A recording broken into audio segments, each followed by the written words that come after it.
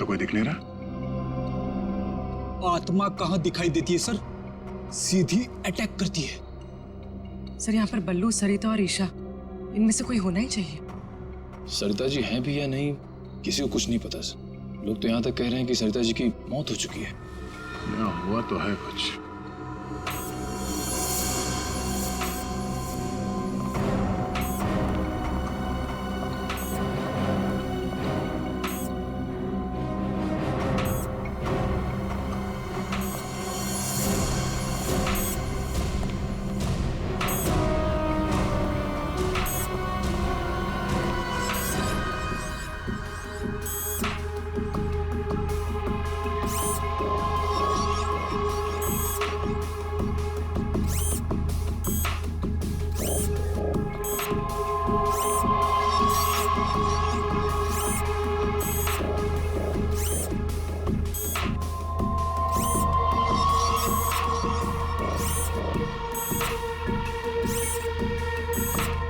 Sir ये क्या है तो ये इंसान ही, मगर मैकेनिकल पुतला बना दिया है।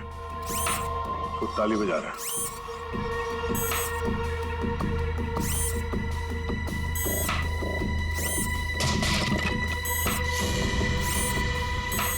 निखिल, नजर रखो इस पे, हम लोग देखते हैं।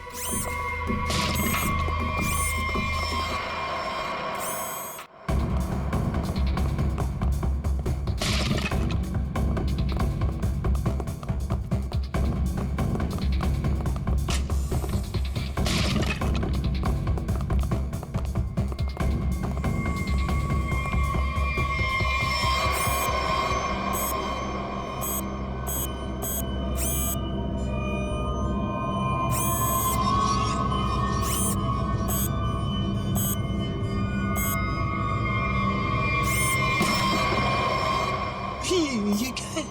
ये तो रोबोट जैसा कुछ है। इसके एक्शंस और मूवमेंट्स देखो, कितने मैकेनिकल है।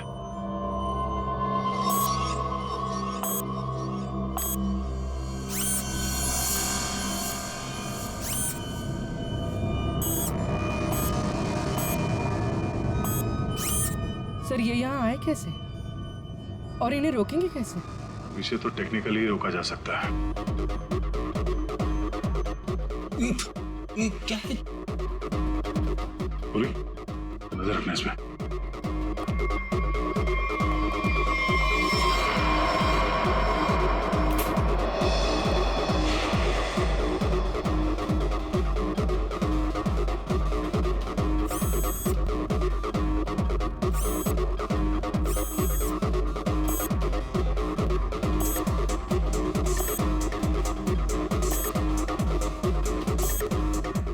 तीन यंत्र मानो, सब लोग अपने मूवमेंट्स ऐसे ही दोहरा रहे हैं।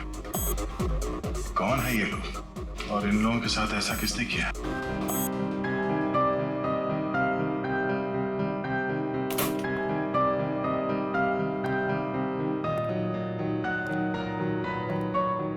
बलवंत,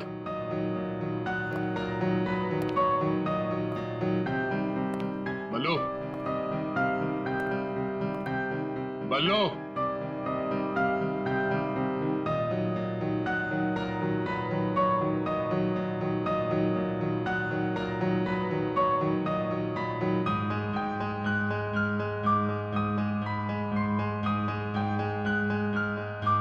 बात नहीं करनी।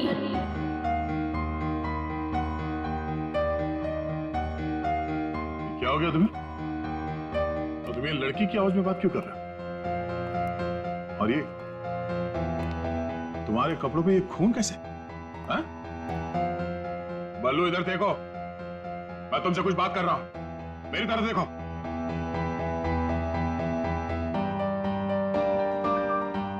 मैंने कहा ना, बात नहीं करनी।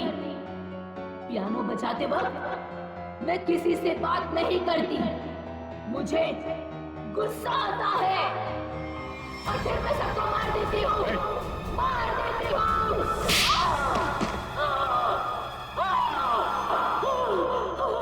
बोलो, बोलो। एक्सक्यूज मी, कौन हो तुम?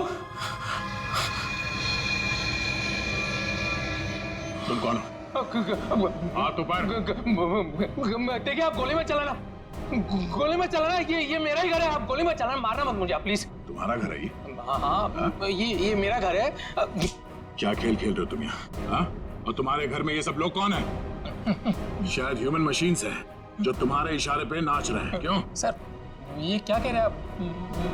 मैं नहीं जानता सर मेरी कंसर्न क्या आपको बताता हूँ सर, ये मेरा घर है और यहाँ पर जो है ना सर, मेरी सरिता आंटी और मेरी एक कजिन है ईशा, वो रहती है सर। वो कैसी है वो देखने के लिए आया था सर मैं, दैट्स माय ओनली कंसर्न। ये कौन है मैं नहीं जानता, आप कौन? CID। CID? मेरा नाम आकाश है, मैं सूरत में रहता हूँ सर, और यहाँ पर है ना हर 2-3 महीने में एक बार आता रहता हूँ। सर प्रॉब्लम क्या हुई मैं आपको बताता हूँ, उनका फोन है ना स्विच ऑफ आ रहा था, तो मुझे पता नहीं चल रहा था कि क्या हुआ है, और फिर अब यहाँ पर आकर देखता हूँ तो आपको यहाँ पर ये इसके शर्ट पर खून लगा है सर।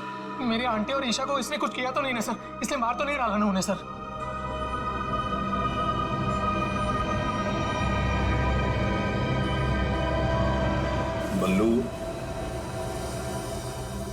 बल्लू तुम सुन रहे हो? मैं तुमसे बात कर रहा हूं। हाँ, अब मुझसे कुछ पूछ रहे हैं? हाँ। क्या हुआ? बल्लू हमें बताओ, तुम गूंज महल गए थे ना, तब तुम्हारे साथ क्या हुआ? क्या हुआ तुम्हारे साथ? कुछ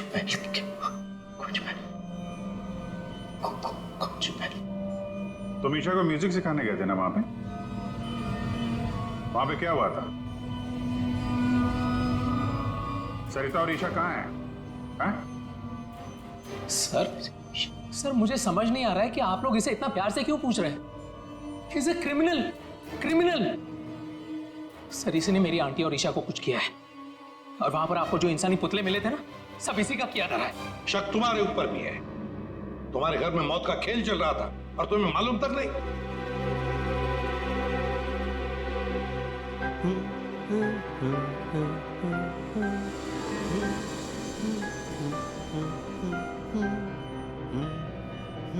सचिन, वो फोटोग्राफ दिखाओ।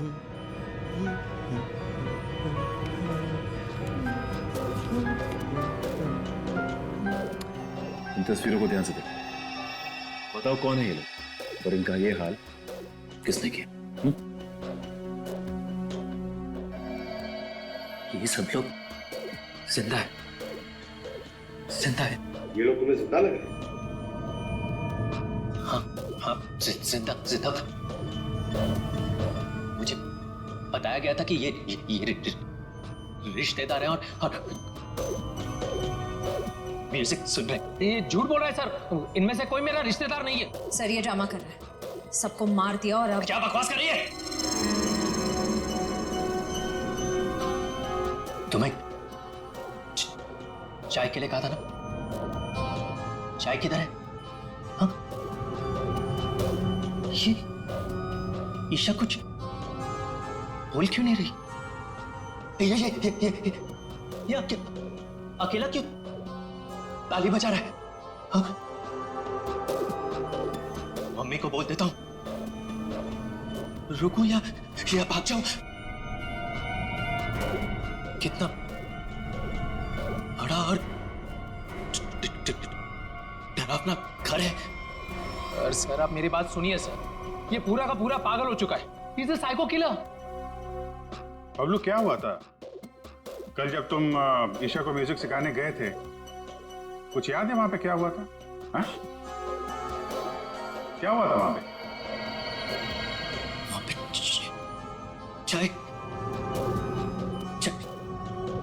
चाय पिलाई थी उसने। हाँ बराबर। चाय। तो फिर ईशा कहाँ गई?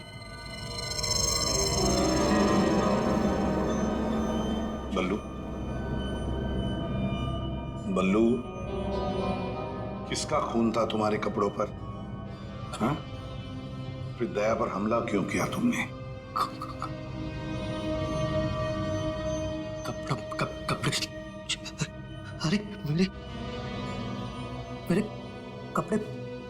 जल गए, मेरे कपड़ों पे खून था, खून था कपड़ों पे। हाँ, खूनी के कपड़े पे खून ही होता है। एक मिनट, आप जरा उधर चलो।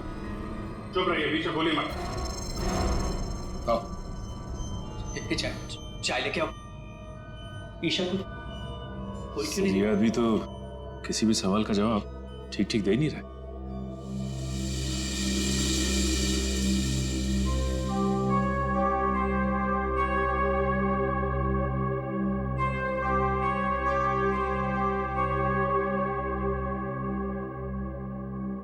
अभिजीत, इस बल्लू की मेडिकल जांच करवाते हैं, पता तो चले ड्रामा कर रहा है या वाकई इसके दिमाग के साथ कोई प्रॉब्लम है।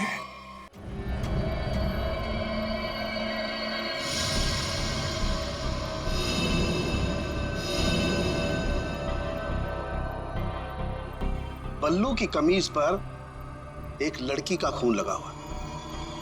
इस कमीज पर जो खून लगा है लड़की का है, ये मैंने पता लगा लिया है। ये रही उसकी डीएनए रिपोर्ट। अब मैं आपसे सिर्फ ये जानना चाहता हूं कि ये जो लड़की मरी है ये कौन है और इसे किसने मारा। इसे आपने मारा? नहीं? या फिर इसे आपने मारा? नहीं? या फिर इसे तुमने मारा?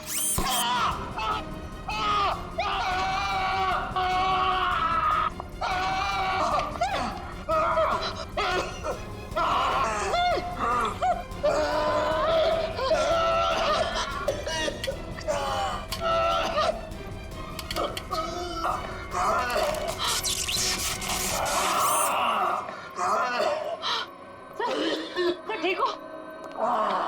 ठीक हो? गॉड!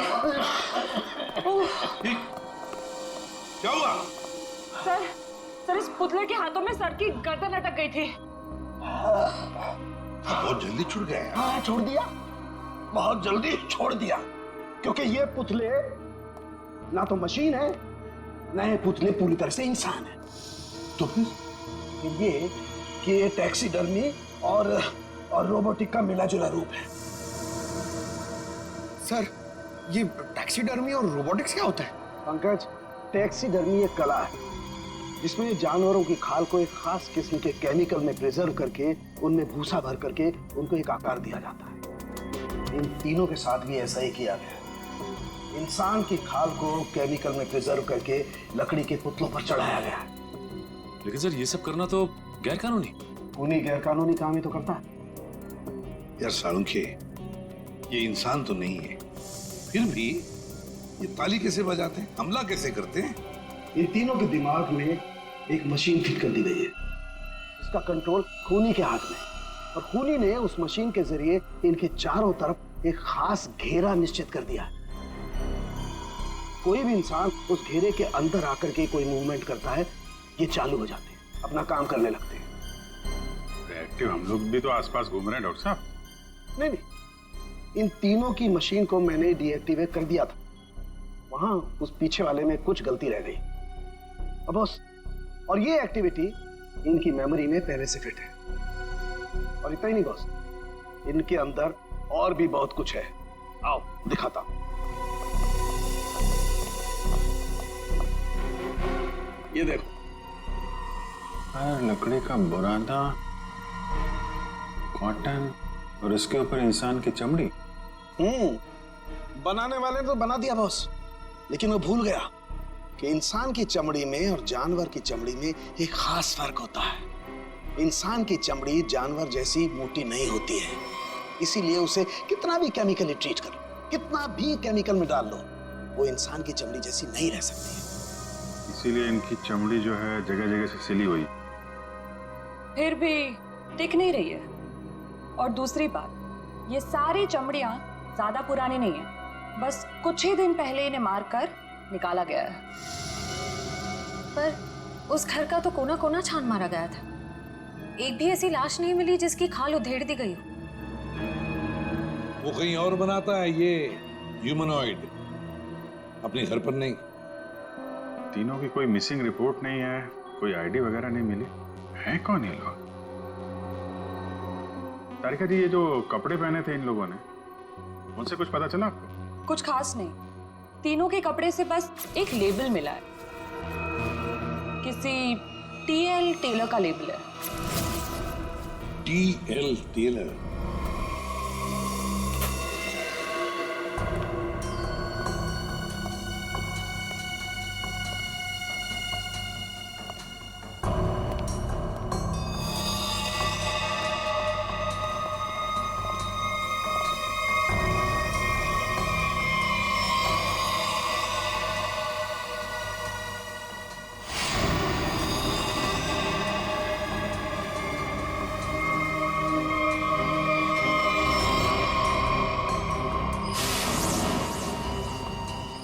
चाकू मारा कैसे? कई बार मारा है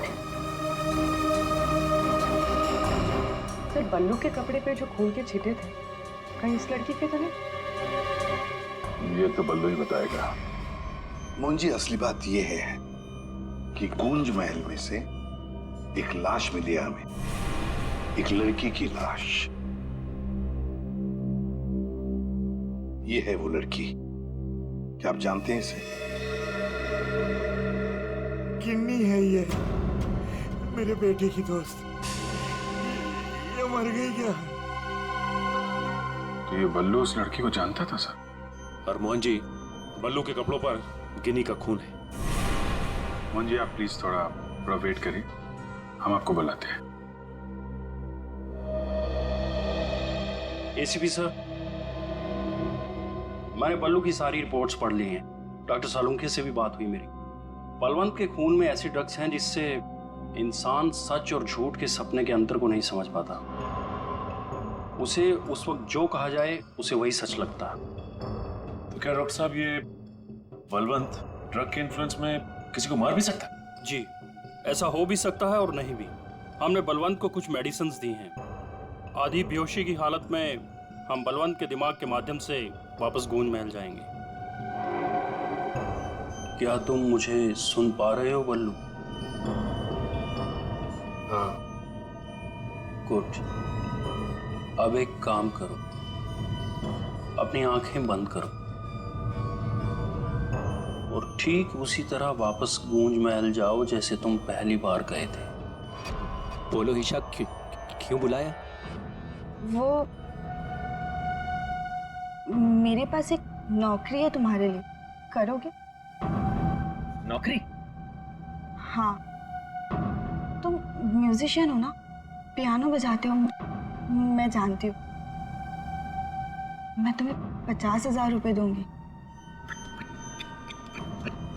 50,000? हाँ, अब तुम यहाँ बैठो, कहीं जाना मत, मैं तुम्हारे लिए चाय बना के लाती हूँ, ठीक है? यही बैठना। चाय नहीं चाहिए ईशा, सुनो। ये 50,000 की नौकरी कर लूं? कर लेता हूं, पैसे अच्छे हैं, उससे माँ का इलाज भी हो जाएगा। लेकिन ये ईशा मुझे कुछ बताने वाली थी, उससे कुछ बोल नहीं रही। पता नहीं क्या हुआ ऐसे, और ये घर भी थोड़ा सा अजीब लग रहा है। कहीं ईशा कोई मुसीबत में तो नहीं है?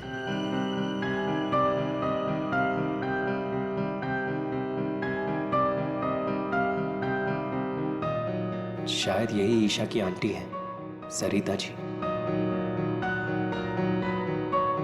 Excuse me ma'am. हेलो। अच्छी ट्यून है।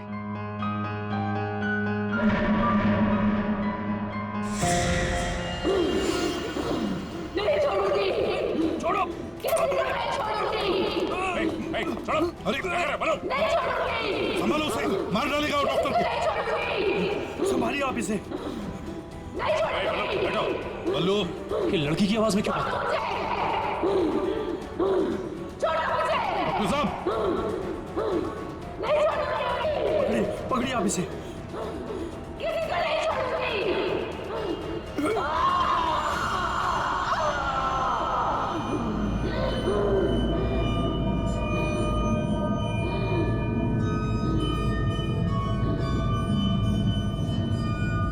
नहीं छोड़ूंगी, किसी को नहीं छोड़ूंगी।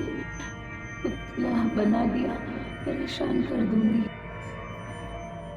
बची हुई बॉडीज मछलियों को खिला दूंगी।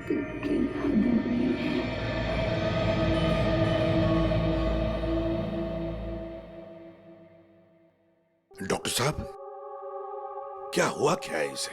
हाँ? ये इसे अचानक से औरत की आवाज में क्यों बात करता है?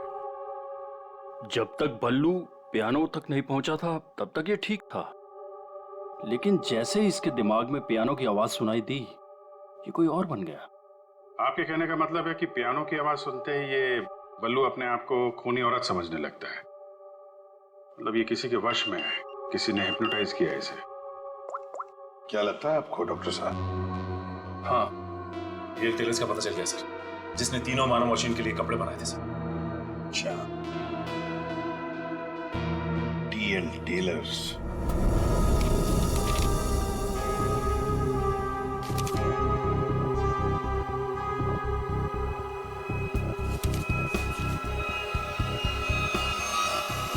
साहब जी। हाँ, अभी आया। देखिए सर, ये ऑर्डर एलपी प्रोडक्शन का है। 19 दिसंबर 2015 को कपड़ा दिया था और 1 जनवरी 2016 को 5 कॉस्ट्यूम और नाप भी है, और ऑर्डर देने वाली का नाम भी है, रॉबी का, और फोन नंबर भी है सर। 91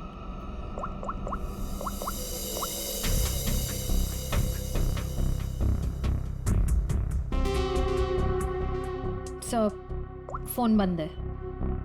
कोई बात नहीं, इस फोन की लास्ट लोकेशन ट्रेस करो और कुंडली निकालो इस रॉबिका की। सर।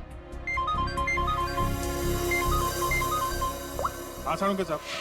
अभिजीत, इन ह्यूमनॉइड्स में हमें भूसे के साथ साथ 2 और खास चीजें मिली हैं। एक तो एक खास कागज के टुकड़े, ऐसा कागज जिस पर न्यूज छपती है, अखबार में काम आने वाला कागज, और दूसरा समुद्र के नमक के कुछ अंश।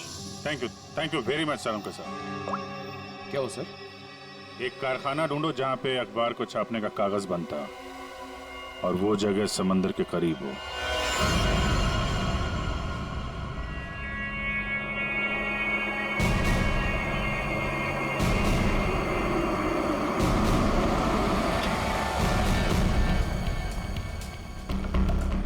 समंदर के किनारे पेपर मिल, और वो भी बंद पड़ी हुई।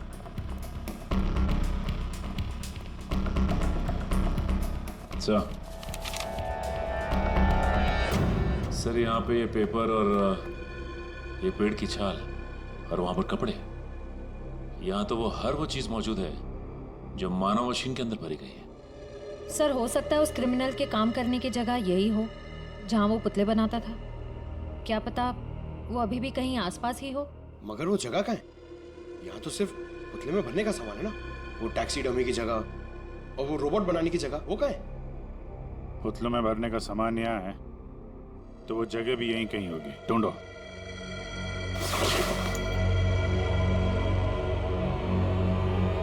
सर!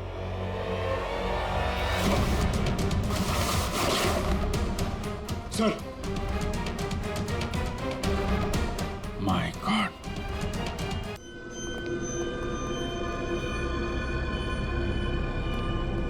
तो ये वो जगह है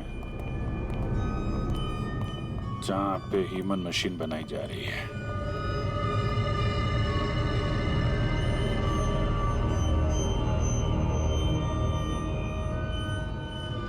ये देखो,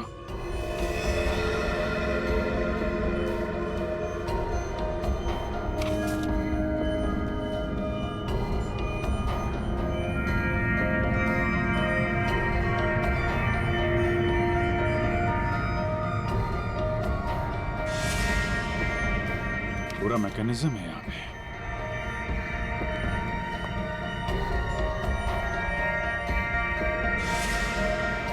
सर! हाँ? सरिता जी का रोबो? Oh no.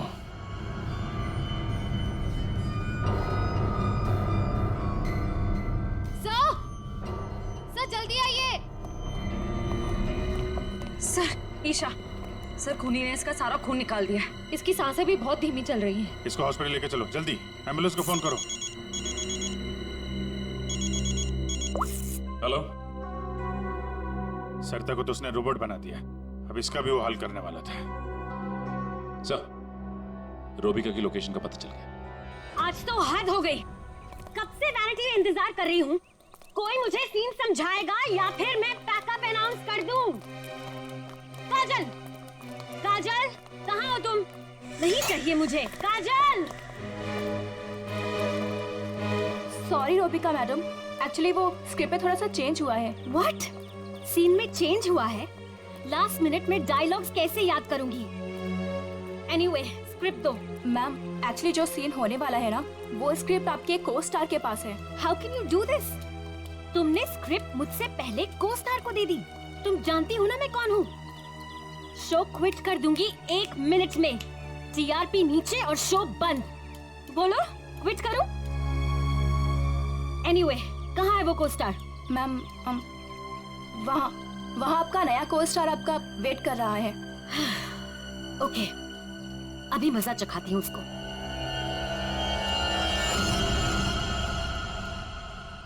हेलो, कोई है? यहाँ तो कोई नजर नहीं आ रहा।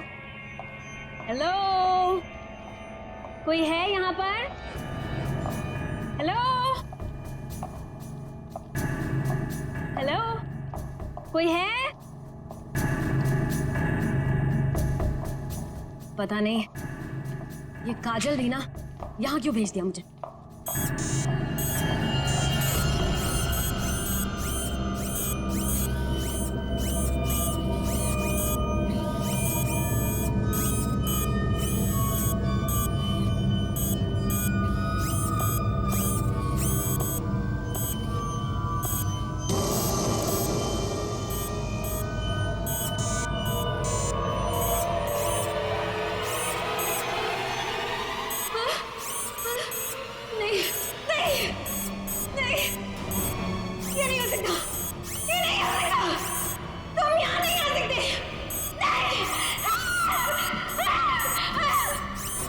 Hello miss Robika.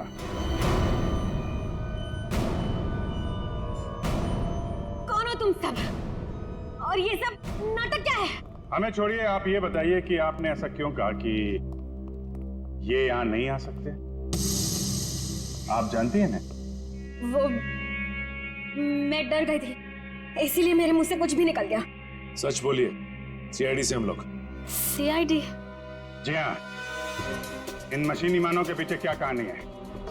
कौन है वो 3 लोग जिन्हें तुमने इस हालत में पहुंचा दिया? ईशा और सरिता के साथ क्यों किया तुमने ऐसा? मैं सामने जरूर हूं, लेकिन इसके पीछे दिमाग किसी और का है। किसका है? लेकिन सर, आपने हम सबको यहाँ क्यों बुलाया? हाँ सर, मेरी समझ में ये नहीं आ रहा है कि आप लोग किस किस को पकड़ेंगे। कभी बल्लू पर शक, कभी हम लोगों से पूछताछ। आखिर आप लोग चाहते क्या है ना? कुछ तो बताइए सर, ये सब किसने किया है? सारे सवालों का जवाब मिल जाएगा, लेकिन यहाँ आप लोगों को बुलाया है एक कहानी सुनाने के लिए। कहानी? जी हाँ, कहानी। कहानी एक इंसान की जिसका दिमाग बड़ा शातिर था। उसके दिमाग में एक प्लान पल रहा था, लोगों को मारना, फिर रोबोटिक्स और टैक्सीडर्मी के जरिए उन्हें वापस जिंदा करना। और ऐसे में वो मिला एक खूबसूरत लड़की से, जिसकी एक बेरहम आंटी थी जो उसे बहुत तंग कर रही थी। उस लड़के के दिमाग में एक आइडिया आया। उसने उन दोनों को एक बहुत बड़े कोठी में शिफ्ट करवा दिया।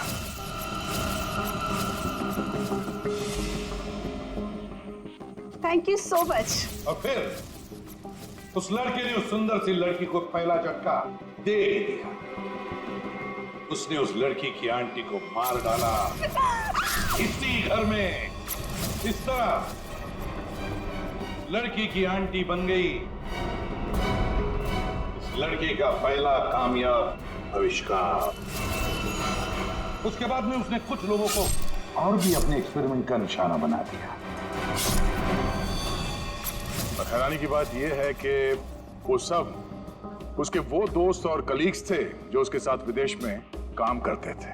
अब हुआ ये कि ये लड़की इस लड़के से बहुत डरने लगी और फिर उससे बचने के लिए उसने अपने और एक दोस्त की मदद मांगी। ऐसे रो मत, मैं हेल्प करूंगा तुम्हारी, तुम बताओ क्या करना। और जब खूनी को ये बात पता चली तो बहुत भड़क गया। प्लीज मुझे मत मारो, मुझे छोड़ दो प्लीज। उसने उस लड़की को कैद कर लिया और उसके दोस्त को बेवकूफ बनाया।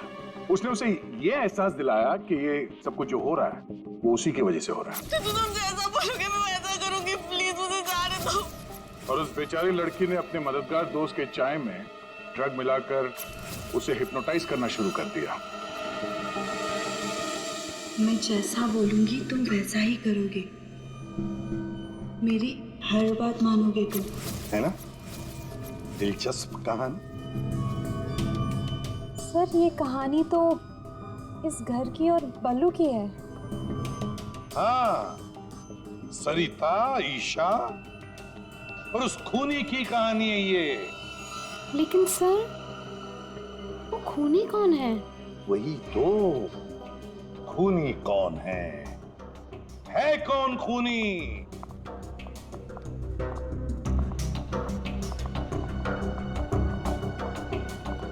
कहाँ फंसा दिया तुमने मुझे? तुमने तो कहा था कि ये कोई एक्सपेरिमेंट है, तुमने तो खून ही कर डाले। ये सब तुमने किया समर? हाँ, ये सब मैंने किया। और ये सब मैंने किसी और वजह से नहीं, ये सब मैंने सिर्फ इसलिए किया क्योंकि मैं चाहता हूं कि साइंस की दुनिया में मेरा नाम सुनहरे अक्षरों में लिखा जाए और कि मेरे इतने बड़े एक्सपेरिमेंट को वो लड़की, वो ईशा बर्बाद कर देना चाहती थी। और इसके लिए उसने उस बल्लू से मदद भी मांगी। और तुमने बल्लू के चाय में वो ड्रग मिलाकर उसके दिमाग में ये बात बिठा दी कि वो एक औरत है और उसे लोगों को मारना है। और उसके लिए ट्रिगर थी पियानो की वो धुन। बल्लू को लगभग मेरा पूरा राज पता चल चुका था, ठीक है? और गिन्नी को पड़ी हुई थी बल्लू को बचाने की। तो अपने एक्सपेरिमेंट को बचाने के लिए मुझे को दोनों को मारना ही था। और आप बताइए, अब जो लोग मर चुके हैं उनका असली कातिल भी तो चाहिए ना लोगों को। बस इसीलिए मैंने बल्लू को फंसा दिया और गिन्नी को मार दिया। साइंस की दुनिया में अपना नाम सुनहरे अक्षरों में देखना चाहते थे तुम। दिमाग तो था, है, पर क्या करें, विकृत है, विकृत। अपने इस घटिया एक्सपेरिमेंट के लिए न जाने कितने मासूम लोगों की जानें ली तुमने। तुम्हें जीने का कोई हक ही नहीं है। फांसी होगी तुम्हें, फांसी।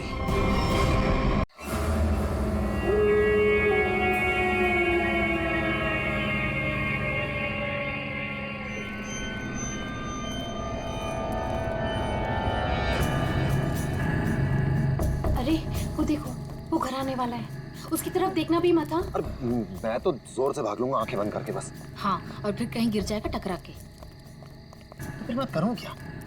जब भी उस घर की तरफ देखो तो वही एक अजीब सी परछाई डांस करती हुई। चलो चलो। अरे वो देखो, 2 दिन से वो आदमी एक ही जगह पर खड़ा है। अरे आदमी नहीं है, आत्मा है, आत्मा। हाँ, लगता है आत्मा अटक गई है। लेकिन ये है कौन? ये यहाँ तो वो बुढ़िया रहती थी, वो आजकल दिखाई नहीं देती।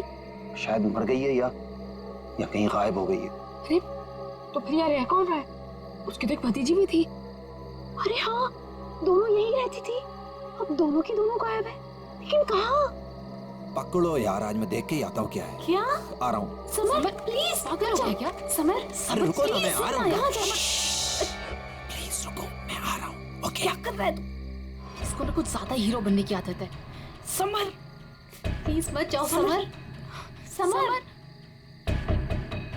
समर समर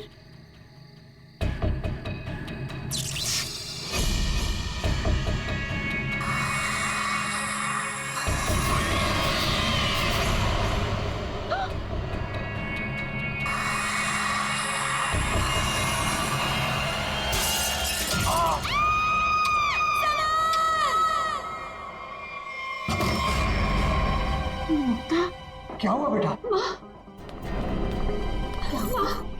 हमने वो गूंज महल वाला रास्ता पकड़ा था और वो बेवकूफ समर वो महल के अंदर चला गया था। अरे पर तुम लोग उस रास्ते गए क्यों? बेटा सबर तो ठीक है ना? माँ, किसी ने अंदर से उस पे फूलदान फेंक कर मारा। हम लोग भागकर वहां से आ गए। मैंने गिनी और सबर को बोल दिया कि अब से हम उस रास्ते से कभी नहीं जाएंगे। अच्छा किया बेटा, गूंज महल से दूर रहना ही अच्छा है। आ गए? अरे कहाँ दिन भर आवारागर्दी करता फिरता है तू? भैया घर की हालत देखो क्या हो गई है। माँ की बीमारी की वजह से लोन लेने की नौबत आ गई है। ऐसे फालतू घूमने से अच्छा कोई नौकरी क्यों नहीं ढूंढ लेते? नौकरी मिल गई है मुझे। अच्छा कौन सी बेटा? कहाँ नौकरी मिली तुझे? भैया कहाँ मिली है नौकरी? जवाब दो। गूंज महल में। ए, तुझे पता है तू क्या बोल रहा है? अरे गूंज महल में जो बुढ़िया रहती है वो मर चुकी है और उसकी भतीजी का भी कुछ अता पता नहीं है। बेटा वहां पे तो आत्माएं रहती है और तू ऐसी जगह पे जाके नौकरी करेगा? नहीं नहीं, तुझे वहां जाने की कोई जरूरत नहीं है। नहीं, तू वहां नहीं जाएगा। माँ, वो बुढ़िया मरी नहीं है और उसी की भतीजी को पियानो सिखा रहा हूं मैं। 50,000 रुपए दे रहे महीने के। 50,000? म्यूजिक सिखाने के इतने सारे रुपए?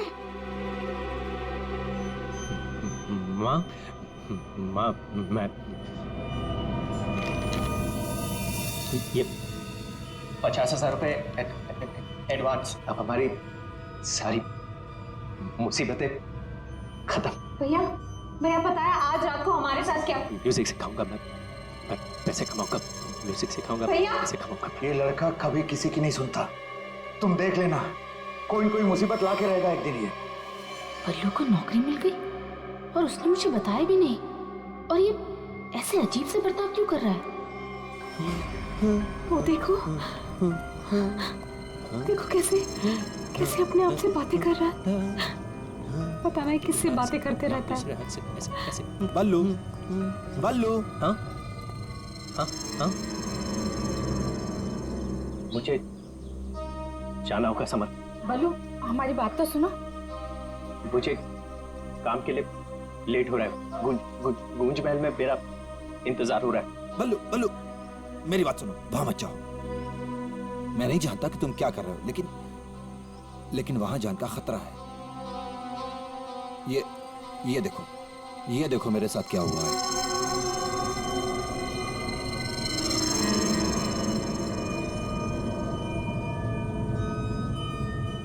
क्या हुआ? कल गूंज महल में एक औरत ने मुझ पर हमला किया। नहीं, ऐसा नहीं हो सकता। वहां तो सरिता आंटी और उनकी भतीजी ईशा रहती है। वो बहुत अच्छे लोग हैं, ऐसा नहीं कर सकते। मुझे लेट हो रहा है, मुझे जाना होगा। अरे भैया मत जाओ, वहाँ खतरा है। भैया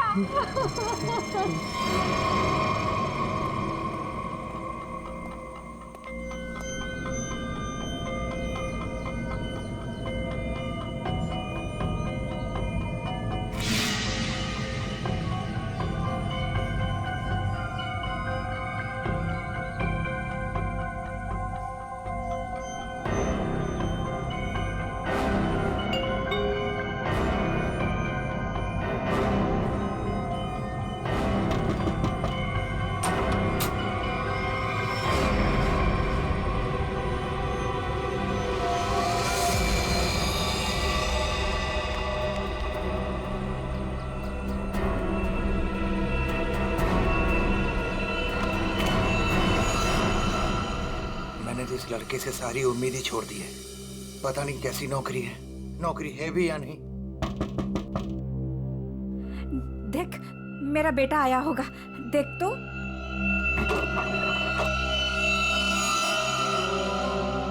भैया,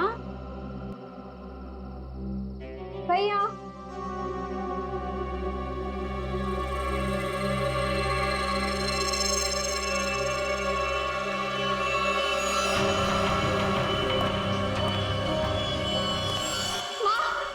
माँ, कोई यहाँ बल्लू का टिफिन छोड़कर चला गया।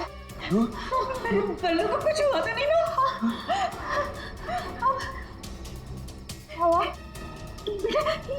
ये क्या है?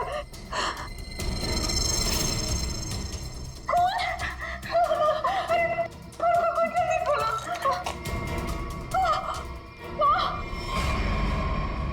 ये है वो गूंज महल जहाँ पे आपका बेटा बलविंदर यानी बल्लू कल आया था और उसके बाद से वो वापस नहीं आया।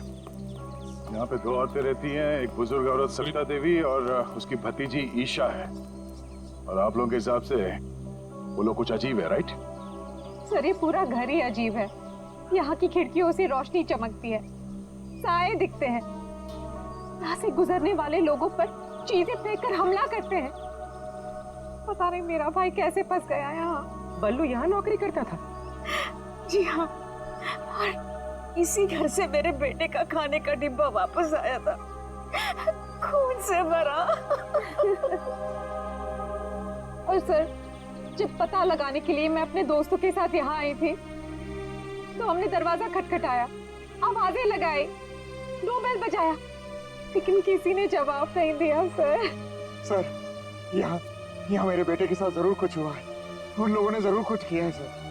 प्लीज मेरे बेटे को बचा लीजिए।